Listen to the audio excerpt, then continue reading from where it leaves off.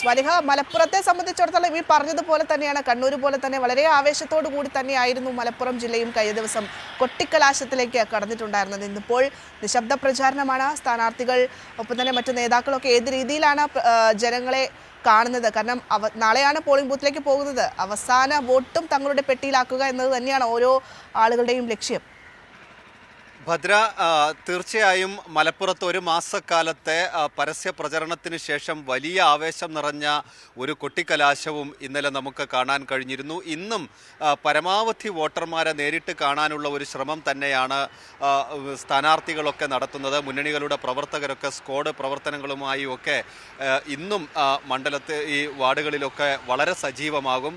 പരമാവധി വോട്ടർമാരെ നേരിട്ട് കണ്ട് വോട്ടുറപ്പിക്കാനുള്ള അവസാനവട്ട വോട്ടത്തിലാണ് സ്ഥാനാർത്ഥികളെല്ലാം തന്നെ ഉള്ളത്. നമുക്ക് മലപ്പുറത്തെ ഒരു പൊതുചിത്രത്തിലേക്ക് പോയാൽ മലപ്പുറത്തെ പ്രധാനപ്പെട്ട ഒരു രാഷ്ട്രീയ വിഷയം ജമാഅത്തെ ഇസ്ലാമിയുടെ വെൽഫെയർ പാർട്ടിയുമായുള്ള UDFിൻ്റെ സഹകരണം തന്നെയാണ്. ഏതാണ്ട് 28 പഞ്ചായത്തുകളിലും നഗരസഭകളിലും ബ്ലോക്കിലുമൊക്കെയായി 25 കേന്ദ്രങ്ങളിലായി 38 ഡിവിഷനുകളിൽ വെൽഫെയർ പാർട്ടിയുമായി നേരിട്ട് തന്നെ സഹകരണം UDFിനുണ്ട്. ഇത് ഈ തെരഞ്ഞെടുപ്പ് കാലത്തെ ഒരു പ്രധാനപ്പെട്ട ചർച്ചാ വിഷയമായിരുന്നു. അതൊക്കെ ഇടതുപക്ഷത്തിന് അനുകൂലമായ ഒരു ജനവിധി ഉണ്ടാക്കുമെന്ന ഒരു പ്രതീക്ഷ ഇടത് കേന്ദ്രങ്ങളിലുണ്ട്.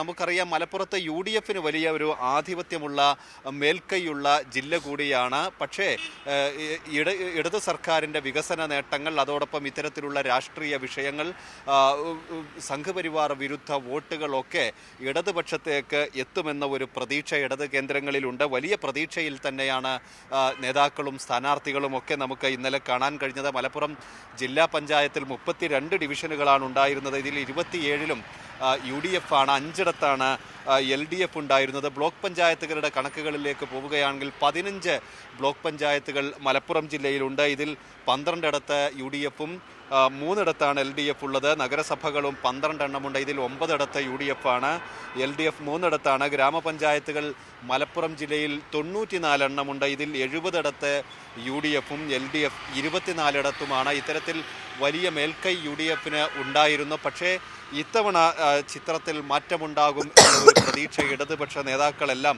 ഇടതുമുന്നണിയുടെ നേതാക്കളെല്ലാം തന്നെ പങ്കുവച്ചിരുന്നു.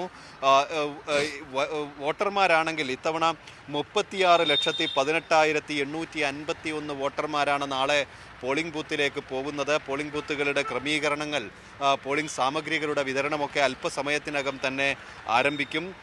അതോടൊപ്പം തന്നെ ഇതുവരെ 2789 ജനപ്രതിനിധികളെയാണ് മലപ്പുറം ജില്ലയിൽ തെരഞ്ഞെടുക്കേണ്ടത്. Polling ഉദ്യോഗസ്ഥരാണെങ്കിൽ 20,848 polling ഉദ്യോഗസ്ഥരുമുണ്ട്. 7000-ഓളം പോലീസുകാരും ഒക്കെയുണ്ട്. നമുക്കറിയാം, നിലമ്പൂരിലെ മാവോയിസ്റ്റ് സ്വാധീന മേഖലകളിലൊക്കെ വലിയ സുരക്ഷാ ക്രമീകരണങ്ങൾ കൂടി ഈ പോളിംഗിൻ്റെ ഭാഗമായി ഒരുക്കിയിട്ടുണ്ട്.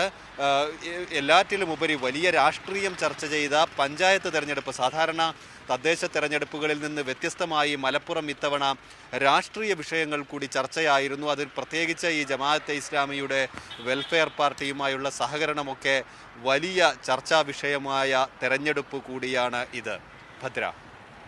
അതെ, തീർച്ചയായും സ്വാലിഹ. മറ്റൊരു പ്രധാനപ്പെട്ട കാര്യം എന്ന് പറയുന്നത്, നമുക്കറിയാം മലപ്പുറത്തെ ഈ തദ്ദേശമൊക്കെ വരുമ്പോൾ ചർച്ചാ വിഷയമാകുന്ന ഒരു സ്ഥലമാണ് മൂത്തേടം എന്ന് പറയുന്നത്. പക്ഷേ അവിടെ ഒരു സ്ഥാനാർത്ഥി മരണപ്പെടുന്ന ഒരു സാഹചര്യമുണ്ട്. എന്തായാലും അവിടുത്തെ വോട്ടെടുപ്പ് മാറ്റിവെച്ചിരിക്കുന്ന ഒരു കാഴ്ച കൂടി ഉണ്ടല്ലേ?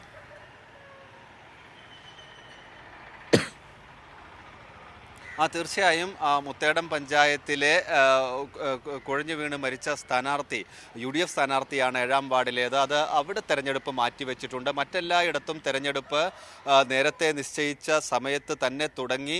അതിനുള്ള ക്രമീകരണങ്ങളെല്ലാം തന്നെ പൂർത്തിയായി കഴിഞ്ഞിട്ടുണ്ട്. കൃത്യമായി തന്നെ പോളിംഗ് നടക്കും. അതോടൊപ്പം മലപ്പുറം ജില്ലയിലെ ഒരു പൊതുവായ രീതി, ഇത്തരത്തിലുള്ള ഈ സാധാരണ രീതിയിൽ നമുക്ക് എല്ലായിടത്തും കാണുന്നതിൽ നിന്ന് വ്യത്യസ്തമായി തദ്ദേശ തെരഞ്ഞെടുപ്പ് പോലും വലിയ രാഷ്ട്രീയ വിഷയമായി മാറുന്ന ഒരു തെരഞ്ഞെടുപ്പാണ് പൊതുവിൽ മലപ്പുറത്തേത്. അത്രമേൽ രാഷ്ട്രീയവൽക്കരിക്കപ്പെട്ട ആളുകളുള്ള ഒരു സ്ഥലം കൂടിയാണ് മലപ്പുറം. നിലമ്പൂർ മേഖലയിലൊക്കെ PV അൻവറിൻ്റെ ഒക്കെ സ്വാധീനം നമ്മൾ ബൈ ഇലക്ഷനിലൊക്കെ ഉപതെരഞ്ഞെടുപ്പിലൊക്കെ കണ്ടതാണ്. പക്ഷേ തദ്ദേശ തെരഞ്ഞെടുപ്പിലേക്ക് വന്നപ്പോൾ PV അൻവറിനൊക്കെ നിലമ്പൂർ മേഖലയിൽ ചുങ്കത്തറയിലൊക്കെ ചില സ്ഥാനാർത്ഥികൾ, വളരെ കുറഞ്ഞ സ്ഥാനാർത്ഥികൾ മത്സരിക്കുന്നുണ്ടെങ്കിലും അത് UDF പിന്തുണയാണ് എന്ന് അദ്ദേഹം പറയുന്നുണ്ട്. പക്ഷേ അത്തരത്തിൽ പ്രത്യക്ഷത്തിൽ ഒരു പിന്തുണ ഇപ്പോഴും UDFുമായി ഇല്ല. UDFിനോട് സഹകരണമുണ്ട് എന്ന് പറയുന്നു. നേരത്തെ തന്നെ സ്ഥാനാർത്ഥികളെയൊക്കെ പ്രഖ്യാപിച്ചാണ്. എന്തായാലും മലപ്പുറം ജില്ലയെ സംബന്ധിച്ചിടത്തോളം മലപ്പുറത്തെ ആളുകളൊക്കെ ഈ പറയുന്നത് പോലെ തന്നെ രാഷ്ട്രീയപരമായി വലിയ രീതിയിൽ ചിന്തിക്കുന്ന ആളുകളാണ്. എന്തായാലും ആ തരത്തിലാണ് മലപ്പുറം ഇന്നലെ സമാപനം കുറിച്ചിരിക്കുന്നത് പരസ്യ പ്രചാരണത്തിന്. ഇന്നിപ്പോൾ നിശബ്ദ പ്രചാരണമാണ് മലപ്പുറത്ത്.